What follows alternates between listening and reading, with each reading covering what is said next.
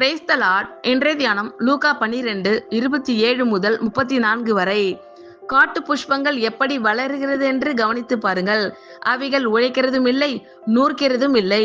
என்றாலும் சாலமோன் முதலாய் தன் சர்வ மகிமையிலும் அவைகளில் ஒன்றை போலாகிலும் உடுத்தி இருந்ததில்லை என்று உங்களுக்கு சொல்லுகிறேன். இப்படி இருக்க அற்ப விசுவாசிகளே, இன்றைக்கு காட்டிலிருந்து நாளைக்கு அடுப்பிலே போடப்படுகிற புல்லுக்கு தேவன் இவ்விதமாக உடுத்துவித்தால் உங்களுக்கு உடுத்து வைப்பது அதிக நிச்சயம் அல்லவா? ஆகையால் எண்ணத்தை உண்போம், எண்ணத்தை குடிப்போம் என்று நீங்கள் கேளாமலும் சந்தேகப்படாமலும் இருங்கள். இவைகளை எல்லாம் உலகத்தார் நாடி தேடுகிறார்கள்.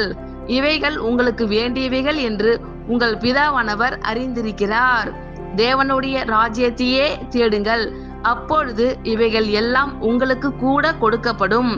பயப்படாதே சிறுமந்தையே, உங்களுக்கு ராஜ்யத்தை கொடுக்க உங்கள் பிதா பிரியமாய் இருக்கிறார்.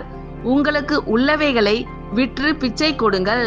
பழமையாய் போகாத பணப்பைகளையும் குறையாத பொக்கிஷத்தையும் பரலோகத்திலே உங்களுக்கு சம்பாதித்து வையுங்கள். அங்கே திருடன் அணுகுகிறதும் இல்லை, பூச்சி கெடுக்கிறதும் இல்லை.